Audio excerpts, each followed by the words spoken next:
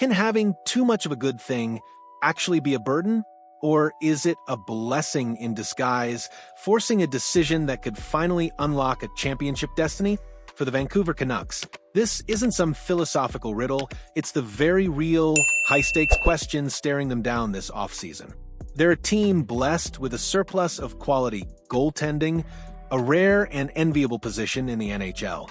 But like a king with too many heirs, this abundance forces a difficult choice, one that could shape their future for years to come.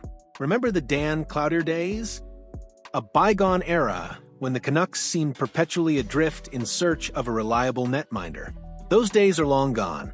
Now, the problem is almost the opposite. An embarrassment of riches in the crease, and it's set to come to a head this summer. The situation in a nutshell is this: the Canucks must prepare to either carry 3 NHL-caliber goaltenders, Thatcher Demko, Kevin Lankinen, and Arturs Silovs, or make a monumental decision about one of them. And that decision almost certainly revolves around Demko. The goalie conundrum. Too many good hands on deck? Let's break down the Canucks' goaltending triumvirate piece by agonizing piece. First, there's Kevin Lankinen. He just inked a substantial 5-year deal worth $4.5 million AAV, a contract that shrewdly includes a no-movement clause for its first 2 years. Translation: Lankinen isn't going anywhere. He's locked in as a reliable veteran presence, a steady hand who's proven he can perform under pressure. Then there's Arturs Silovs. This is where the plot thickens. Silovs, fresh off an MVP performance leading the Abbotsford Canucks to the Calder Cup finals, has cemented himself as a summer sensation, a legitimate rising star. But here's the crucial detail that makes this a pressing issue. Silovs will no longer be waiver-exempt starting July 1st, 2025.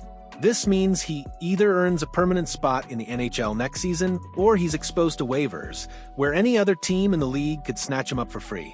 It's a classic case of a prospect outgrowing his current league, demanding a clear path forward. Which, of course, brings us to Thatcher Demko. He's the most likely piece to move in this high-stakes chess match. Demko is entering the final year of his 6-year, $31.5 million deal, carrying a very manageable $5 million AAV. Crucially, his contract contains no trade protection clauses of any kind. This lack of a no-trade clause makes him a highly attractive, unencumbered asset for any team looking to bolster their goaltending. So if Demko is indeed the odd man out the $1 million, or rather multi-million-dollar, question becomes, who wants him and what are they willing to surrender to get him? Thatcher Demko. The player of 2 seasons. To truly understand Demko's trade value, you have to look at the tale of 2 seasons. His most recent campaign, 2024-25, wasn't exactly a glowing endorsement. Demko missed a significant chunk of the season due to various injuries, including a persistent popliteal muscle injury that reports suggest may never fully recover. The numbers paint a grim picture. He played only 23 games, recording a 10-8-3 record, a career-worst 2.90 goals against average, and a lowly .889 save percentage. Pick almost any statistical category, and you'll find some of the lowest points in his 8-year NHL career. This is the version of Demko that gives pause, the one that makes teams weigh risk against reward. But here's the tantalizing counter-narrative, the one that keeps GMs awake at night, salivating over his potential. Demko is just 1 year removed from a Vezina-nominated performance in 2023-24. That season, he was an absolute beast, boasting a 35-14-2 record, a stellar 2.45 GAA, and a sparkling .918 save percentage. Even better, according to Money Puck, Demko posted an astonishing 22 goals saved above expected, a figure surpassed only by Vezina Trophy winner Connor Hellebuyck across the entire league. This is the Demko who can single-handedly steal games, the one who can elevate a good team to greatness. So what's his true value? It hinges entirely on which version of Demko a prospective general manager believes they'll get in 2025-26. However, NHL GMs have a well-earned reputation for having long memories, sometimes slow to update. Our bet? at least a few of them will manage to convince themselves that he's still the Vezina-caliber Demko of a year ago, whether that's the full truth or a hopeful gamble. The allure of that recent peak performance will be incredibly difficult to ignore. The goalie gold rush. A starved market awaits. Nothing speaks more powerfully to Demko's current market value than the sheer desperation permeating the NHL's goaltending landscape. If you do a quick scan of teams hunting for a starting or upgraded netminder this offseason, you'll end up with a staggering list. The Buffalo Sabres, Carolina Hurricanes, Chicago Blackhawks, Colorado Avalanche, Columbus Blue Jackets, Detroit Red Wings, Edmonton Oilers, Philadelphia Flyers, Pittsburgh Penguins, and Utah Mammoth. That's nearly a third of the league, all clamoring for a solution between the pipes. And what exactly does this third of the league have to choose from? Not much, it turns out. The list of top UFA, unrestricted free agent, goalies is, to put it kindly, underwhelming. It includes names like Jake Allen, Ville Husso, Vitek Vanacek, Alexander Georgiev, Dan Vladar, Ilya Samsonov, and Anton Forsberg. It's debatable whether there's a true consistent starter among them. It's almost undeniable that Demko, even with his recent injury history, represents a significantly superior option for any team with legitimate playoff aspirations. Now, shift your gaze to the list of goalies who might be available via trade this offseason, like Demko himself. That list is even shorter. You might have one big name in John Gibson from Anaheim, who unfortunately carries as many, if not more, question marks regarding injuries and consistent performance as Demko. Beyond that, the pool thins rapidly. Stuart Skinner, Karel Vejmelka, Joel Hofer, Linus Ullmark, or Cam Talbot could be on the move. Some teams might prioritize the consistency of someone like Vejmelka or Talbot or the youth of Hofer over Demko's profile. But certainly not every team, and regardless, there are still far more teams desperately searching for good goalies than there are good goalies available. The argument can be made strongly that Thatcher Demko is the best goalie available for acquisition this offseason. And if we're talking specifically about a goalie for the 2025-26 season, that argument becomes virtually unassailable. Being the undisputed top option in such a starved market must mean that a significant trade return is possible for the Canucks. But what would that return look like?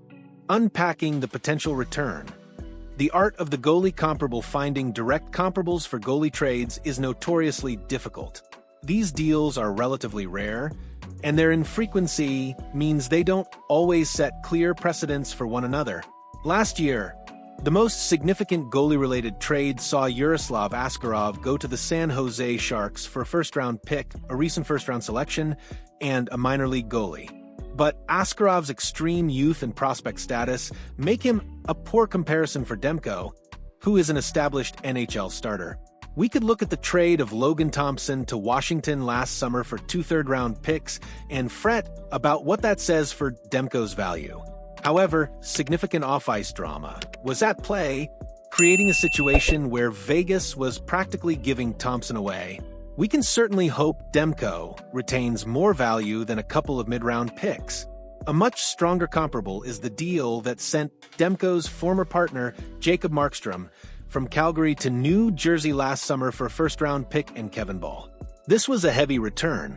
Markstrom had only 2 years left on his contract, not dissimilar to Demko's 1 year remaining.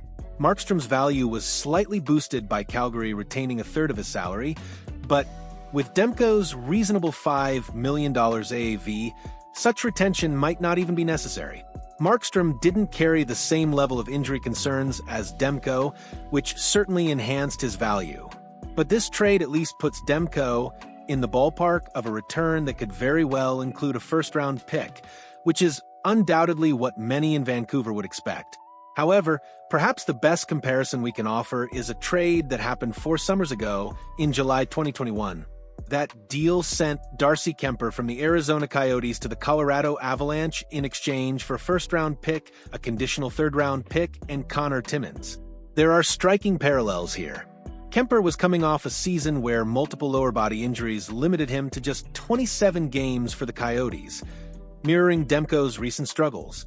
Furthermore, Kuemper was a pending UFA, just as Demko is now. These two factors, one would assume, should have conspired to severely limit Kemper's trade value, but they didn't. The Colorado Avalanche still identified him as their absolute best chance to win a Stanley Cup in 2022 and paid accordingly, and they were proven right. Kemper backstopped Colorado to a Cup victory and then signed with Washington as a free agent the following summer. The verdict, a first-round foundation for Demko's future. As we said, these types of trades are so rare that they don't necessarily establish ironclad precedents for one another. But with the Kemper comparison, we see a clear path. A team can secure a substantial package in exchange for a goalie with a recent injury history and a declining contract, provided that goalie still offers a concrete chance to win it all. Thatcher Demko is the only goalie who fits this precise profile this offseason. He's a proven Vezina-caliber netminder with a recent injury history, entering the final year of a manageable contract, available in a market desperate for starting goaltending. There's real, tangible hope that a first-round pick is, in fact, a fair and reasonable starting point in any negotiation involving Demko, or perhaps a more NHL-ready prospect of equivalent value should the Canucks prefer that route. This isn't just about moving a player. It's about leveraging a unique asset at the perfect moment to accelerate the Canucks' path to contention. What do you think is the absolute maximum the Canucks could get for Demko? A first-rounder, a top prospect, or even more? Let us know your bold predictions in the comments below. And if this breakdown got you fired up about the Canucks' offseason possibilities, please hit that like button and subscribe for more in-depth analyses. Your support helps us keep delivering the kind of content you won't find anywhere else.